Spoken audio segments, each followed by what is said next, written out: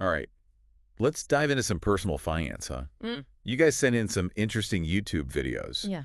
One from Nisha, Okay. all about making the most of your payday. Right. And then another one from The Ramsey Show, Okay. breaking down like the top careers for millionaires. Uh-huh. So let's see what we can find out. Yeah, sounds good to me. Cool. So first up, Nisha's payday routine. Okay. And what really got me was that very first step, Mm-hmm. where she says, like, before you even think about spending or saving, Right. like, the first thing you do is calculate your financial baseline. Makes sense. And she's got this 60% rule, Okay. for essential living expenses. Oh, yeah. Like, they shouldn't be more than 60% of your take-home pay. Interesting. So, like, is that how you approach your payday at all?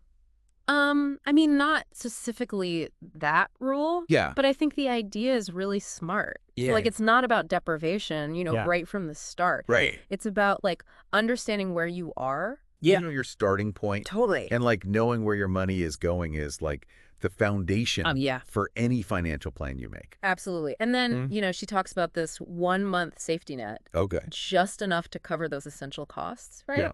And putting it in, like, a separate savings account, that's uh, easy to get to if you need it. Yeah. And she calls it peace of mind, which I totally get. Oh, for sure. Like, just knowing, Yeah. okay, I've got this cushion. Having that emergency fund is so important. Yeah. It's like a buffer Right. for those, like, unexpected things Yeah. that life throws at you. Curveballs. Exactly. And, like, Yeah.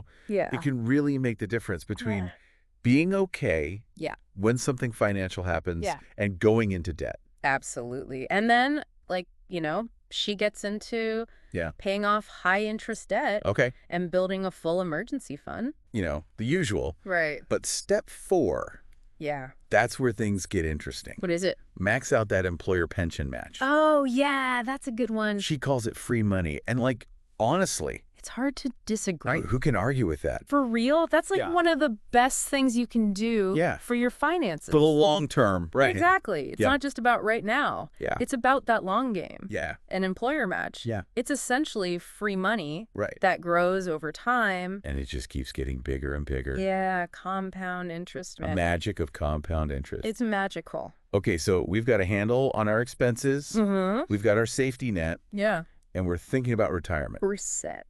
All right, now Okay. let's talk millionaires, huh? All right, let's do it. The Ramsey Show. Yeah.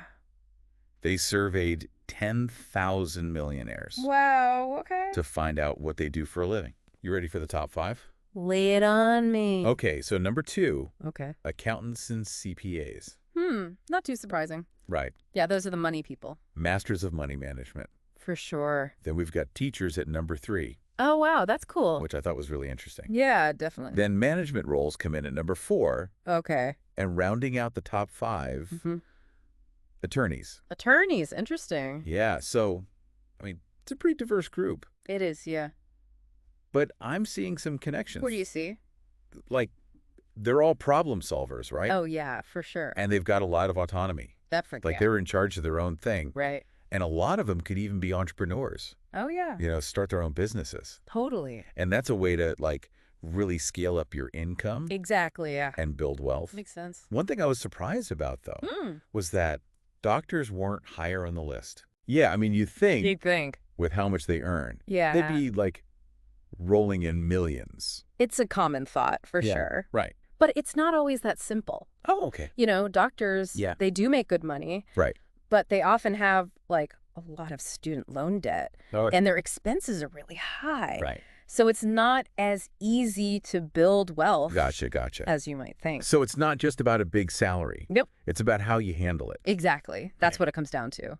Like back to Nisha's payday routine. Totally. It all connects. Yeah. No matter what you do for a living, Yeah. those good financial habits, Right. like saving, Uh-huh. investing the right way, Yeah. managing your debt, Yeah. that's how you build wealth. So, like, what does all this mean for, for our listeners out there? Well, it sounds like Yeah. financial awareness and planning, Uh-huh. those are key. No matter what you make. Right. Or what you want to do for work. Exactly. And it's not about getting rich quick. Right. It's about making good choices. Yeah. Consistently. Mm-hmm. And then those choices, Yeah. they build on each other over time. It's all about the long game. The long game. You got it. Okay, so as we wrap up this deep dive, Yeah. here's a question for you to think about. Okay. Given everything we talked about, what's one thing you could do right now to, like, improve your finances? I like it. Maybe it's calculating your financial baseline. Like Nisha said.